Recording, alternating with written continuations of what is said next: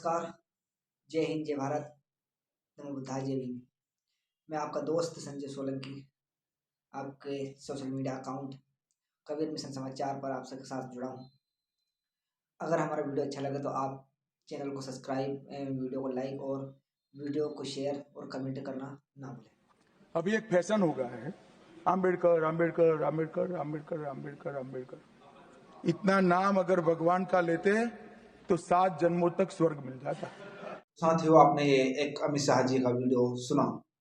ये वीडियो बताता है, ये वीडियो और अमित शाह की मानसिकता बताता है कि ये संघी लोग, ये गोडसे को मानने वाले लोग आखिर अम्बेडकर को सोमनाथ नहीं सूर्यवंशी, मानेंगे। आप ये महसूस करके देखिए कि जब हम बाबा साहब के संविधान की प्रतिकृति को नहीं छूने देते, उसका अपमान नहीं बर्दाश्त कर सकते, और बाबा साहब की स्टैचू का अपमान बर्दाश्त नहीं करते, तो बाबा साहब का अपमान बर्दाश्त कर लेंगे। मैं आपको स्पष्ट तौर पर कह रहा हूँ, बाकी लोगों का विरोध जो है वो राजनीतिक हो सकता है, हमारा विरोध उनके सम्मान के लिए, और अगर उनके अपमान कोई करने का प्रयास करेगा तो हमारे लोग उसको छोड़ेंगे नहीं। और लगातार यहाँ भी कह रहे हैं कि जितना हमने अम्बेडकर साहब को सम्मान दिया उतना किसी पार्टी ने या कांग्रेस ने तो कभी नहीं दिया।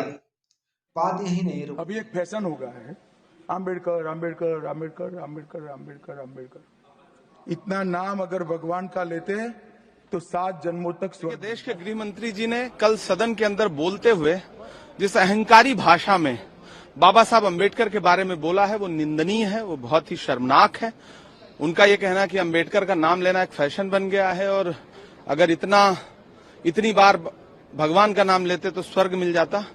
क्या अम्बेडकर भगवान है? तो हाँ, इस देश के दलितों के लिए, पिछड़ों के लिए, महिलाओं के लिए अम्बेडकर भगवान है। मगर संविधान और संविधान के रचयिता की ऐसा अपमान करना कहाँ तक उचित है? अगर ऐसे ही इन संघियों की मानसिकता देश में चलती रही तो आने वाले समय में संविधान खतरे में है। संविधान तो इस टाइम भी खतरे में है, मगर वो लोग उन लोगों के खिलाफ भड़का कर एक एजेंडा कर रहे हैं कि हिंदू खतरे में है। आखिर हिंदुओं को किससे खतरा है और क्यों है? अभी हिंदू राज्य, हिंदू राष्ट्र की शुरुआत भी नहीं हुई और दमों में एक दली लेट गया। वहां के कुछ तुच्छ मानसिकता वाले लोगों ने उस दूल्हे को घोड़े से उतारा और घोड़ी को भी पीटा और बग्घी को भी तोड़ दिया गया।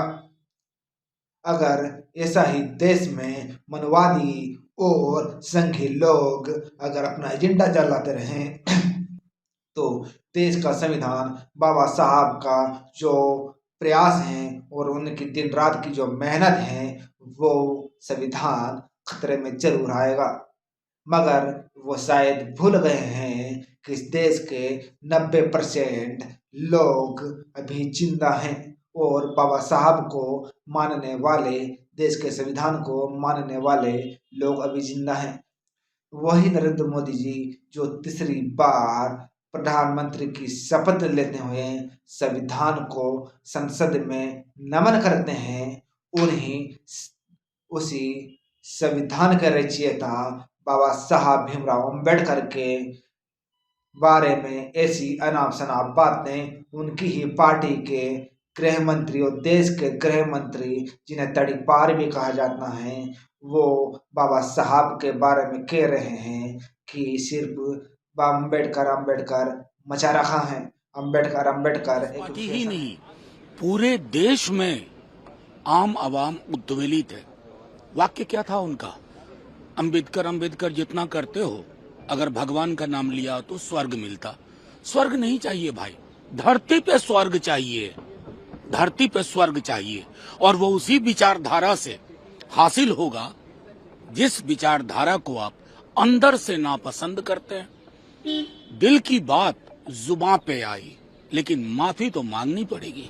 और जेपीसी में भेजा जाएगा 1 नेशन 1 इलेक्शन को, लेकिन कांग्रेस पार्टी और विपक्ष के लोग कह रहे हैं कि ये असंवैधानिक है, फेडरल स्ट्रक्चर नहीं, कांग्रेस, देखिए मुझे लगता है कि कांग्रेस पार्टी या विपक्ष पूरा जब कहते हैं ना तो ऐसा थोड़ी ही है।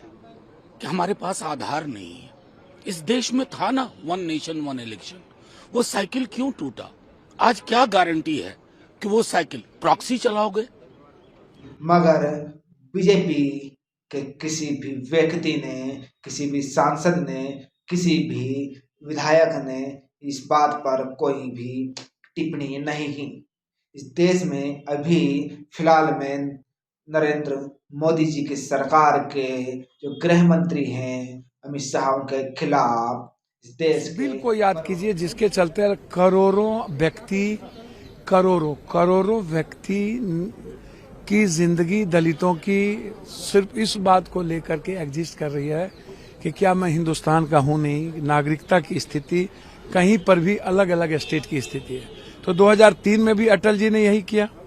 उसके बाद 11 सालों से जो व्यक्ति आप सिर्फ वोट के पहले आप खैरात बांटते हो, खैरात, और उसके बाद उसके जो अधिकार हैं उसको उससे वंचित करते हो, चाहे वो एजुकेशन हो, चाहे उनकी सीटें उस पर वंचित करते हो। तो ये अंबेडकर की आइडियोलॉजी के कंप्लीट विपरीत पार्टी है।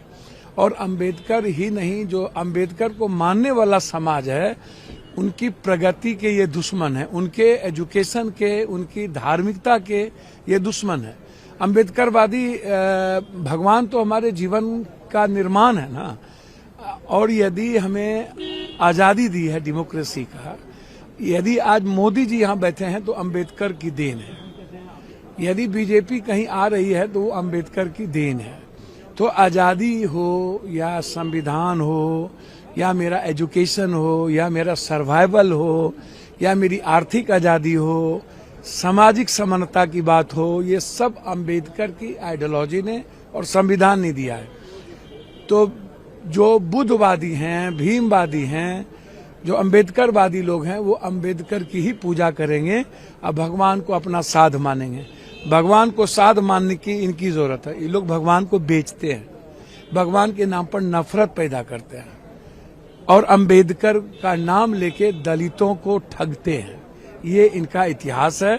भगवान को बेचते हैं और अंबेडकर का नाम मजबूरी में लेते हैं, वोट के लिए लेते हैं। और अंबेडकर के समाज के साथ इनका नफरत का रिश्ता है।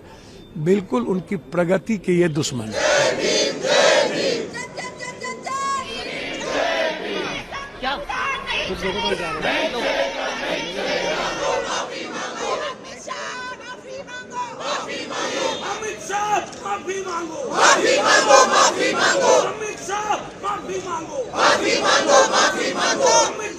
रोज व्याप्त हैं और एक ही चर्चा चल रही है, अमित शाह तड़ीपार माफी मांगो। आपने ये वीडियो देखा, आपका बहुत बहुत धन्यवाद। आप आगे देखी हैं इस पे भीम आर्मी के चीफ और आजाद समाज पार्टी के राष्ट्रीय अध्यक्ष चंद्रशेखर आजाद सांसद नगीना से क्या कह रहे हैं, उन्होंने इस पर क्या टिप्पणी की है, वो भी आप जरूर सुनिए।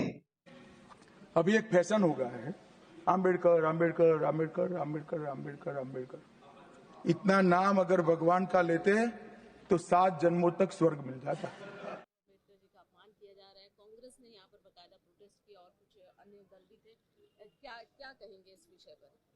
बाबा साहब ने कहा था कि जो संविधान में समता के अवसर दिए गए हैं, एजुकेशन में, राजनीति में और आर्थिक स्थिति सुधारने में, तो एक समय ऐसा आएगा कि वंचित वर्ग के लोग भी पढ़ लिख कर आर्थिक रूप से मजबूत होकर आगे बढ़ेंगे और 21वीं सदी कमजोर वर्गों के लोगों की होगी।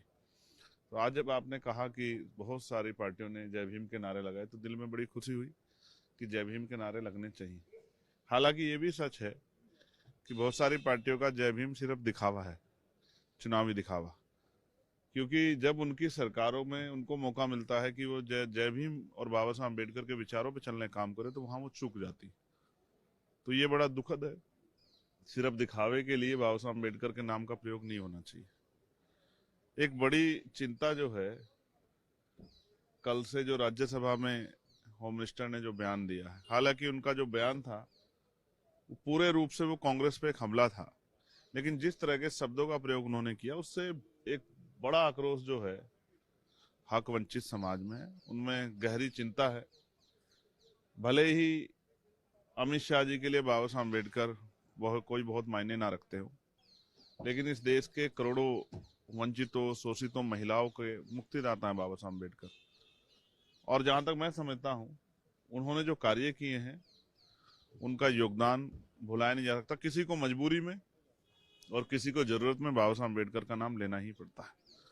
मैं यहाँ मैं ये भी कहना चाहता हूँ कि भाई बाबा साहब अम्बेडकर सदा थे, सदा हैं और सदा रहेंगे। लेकिन अमित शाह जी और प्राइम मिनिस्टर को शायद ये आभास नहीं है कि आज वो अगर गृह मंत्री हैं या प्रधानमंत्री हैं तो वो भगवान की देन नहीं है, बाबा साहब अम्बेडकर के संविधान की देन है। आज वो अगर गृह मंत्री या प्राइम मिनिस्टर हैं तो बाबा साहब के संविधान की वजह से हैं। और अहंकार बहुत अच्छा नहीं होता है। जैसे मैंने आपसे कहा कि ना सदा कांग्रेस सत्ता में रही और ना सदा भाजपा सत्ता में रहेगी। एक समय आएगा कि इसी देश के लोग इस भारतीय जनता पार्टी की सरकार को उखाड़ कर फेंक देंगे। तो मैं स्पष्ट रूप से कहना चाहता हूं कि इस तरह का बयान अम्बेडकरवादी तो किसी भी कीमत पर बर्दाश्त नहीं करेंगे। पूरे देश में अम्बेडकरवादियों में इस बात को लेकर गुस्सा है और मैं स्पष्ट तौर पर कहना चाहता हूं कि ये बयान जो है शर्मनाक है। लेकिन जो इस बयान के नाम पे नारे लगा रहे हैं उनको भी कहना चाहता हूं कि जहां उनकी सरकार है वहां बाबा साहब अम्बेडकर के विचारों के आधार पर आप सरकार चलाएं तो शायद जो है बाबा साहब अम्बेडकर का नारा लगाना, जय भीम का नारा लगाना सफल हो पाएगा। तो यही वजह थी आज आप इस प्रोटेस्ट में शामिल नहीं हुए या होना नहीं चाहते? नहीं, मैं अपना प्रोटेस्ट कर रहा हूँ। ये अम्बेडकर आर्मी है। अम्बेडकर आर्मी हमेशा से लड़ती रही। ये तो लोग यहाँ लड़ रहे हैं, हम लोग तो उनके विचारों को लेकर गांव-गांव जाते हैं, जहां सामंती लोगों का सामना करना पड़ता है। जहां आज भी आपको याद है परभनी में क्या हुआ? मैंने कल भी 0 आवर में डाला था कि परभनी पे चर्चा हो। मैंने परसों भी डाला परभनी में। अब आप इसका एहसास करो इस बयान के बाद कि बाबा साहब अम्बेडकर की स्टैचू को छूने पर, उनके संविधान की प्रतिकृति को छेड़खानी करने पर परभनी में इतना बड़ी हिंसा हुई, इतना बड़ा जो है विरोध हुआ और पुलिस की लाठियों से एक नौजवान की जो लॉ की पढ़ाई की थी जिसने, उसकी जान चली गई। संतोष सूर्यवंशी, सोमनाथ सूर्यवंशी। आप ये महसूस करके देखिए कि जब हम बाबा साहब के संविधान की प्रतिकृति को नहीं छूने देते, उसका अपमान नहीं बर्दाश्त कर सकते, और बाबा साहब की स्टैचू का अपमान बर्दाश्त नहीं करते, तो बाबा साहब का अपमान बर्दाश्त कर लेंगे? मैं आपको स्पष्ट तौर पर कह रहा हूं, बाकी लोगों का विरोध जो है वो राजनीतिक हो सकता है, हमारा विरोध उनके सम्मान के लिए। और अगर उनके अपमान कोई करने का प्रयास करेगा तो हमारे लोग उसको छोड़ेंगे नहीं। आने वाले समय में संविधान की शक्ति और वोट की शक्ति से अपने ऊपर हुए इस हमले और अपमान का बदला जरूर लेंगे। नमस्कार, जय हिंद, जय भारत, नमो बुद्धाय, जय भीम। मैं आपका दोस्त संजय सोलंकी, आपके social media account Kabir mission समाचार पर आप सबके साथ जुड़ा हूँ। अगर हमारा वीडियो अच्छा लगे तो आप चैनल को सब्सक्राइब एवं वीडियो को लाइक